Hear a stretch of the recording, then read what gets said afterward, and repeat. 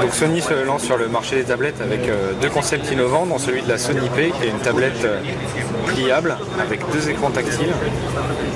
Voilà. C'est une tablette sous Android Honeycomb, on peut déjà voir sur certaines tablettes du marché. Et au niveau de la réactivité, par exemple, par rapport à d'autres, ça vaut quoi?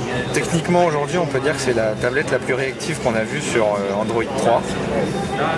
Sony a fait quelques ajouts dans les menus en habillant la tablette aux couleurs à l'identité visuelle de ce qu'on peut trouver déjà sur leurs produits comme la télé ou parfois sur la PlayStation sur certains usages. Et là, typiquement, le fait d'avoir l'écran découpé en deux et cet angle, c'est pas gênant, on s'y fait vite parce que c'est inhabituel quand même. Voilà, Sony apporte un peu plus de fluidité, donc après c'est un coup à prendre, mais le passage entre les deux écrans est très fluide. Sony pense quand même que ce serait bien d'avoir un écran, une séparation un peu moins large, mais déjà c'est pas très gênant pour l'instant. Ce qu'on peut voir aussi, c'est que Sony apporte sa propre touche en plus des couleurs et de l'habillage à plusieurs applis qui seront propres aux tablettes Sony, surtout sur le multimédia parce que Sony fait beaucoup dans la vidéo, le cinéma et la musique. Donc il lance son propre lecteur vidéo avec plusieurs modes d'affichage, un peu comme si les vidéos étaient jetées par terre sur la tablette. Les vidéos, on peut les jeter aussi vers un téléviseur? Et alors oui, justement, on a un mode DLNA qui est un protocole de partage de fichiers qui permet de littéralement, on va dire, presque jeter en fait une vidéo, une musique ou de la lecture photo directement sur un téléviseur Wi-Fi compatible DLNA, pas forcément du Sony, qui permet d'afficher en moins de 5 secondes le contenu de la tablette sur l'écran du téléviseur. Sur le lecteur vidéo, la vidéo apparaît sur l'écran du dessus. C'est l'avantage de cette tablette pliable, c'est que le deuxième écran sert en fait à maîtriser l'application qui est lancée. Et c'est pareil pour les jeux alors?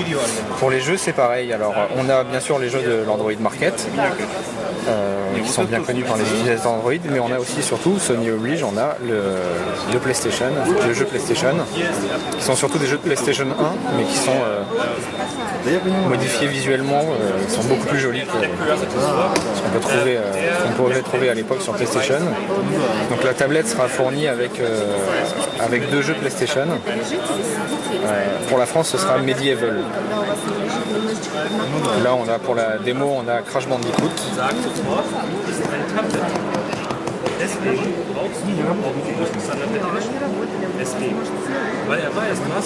Et l'usage de commandes virtuelles comme ça, on s'y fait vite?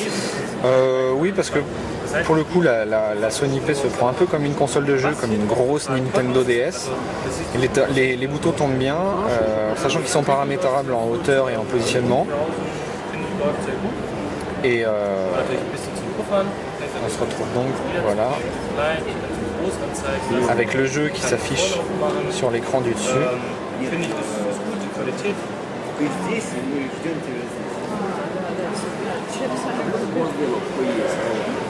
Voilà, comme on peut le voir, c'est très fluide. Et je suis bon.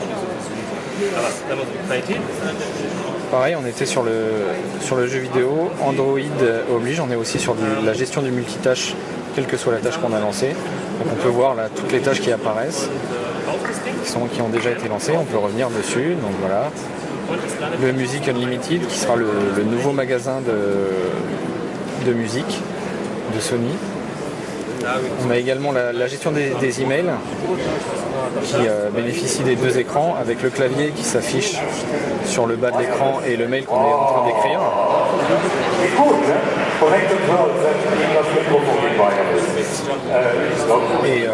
Et donc ça sort quand? C'est lancé?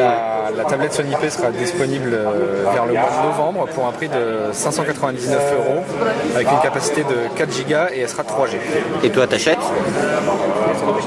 Pourquoi pas?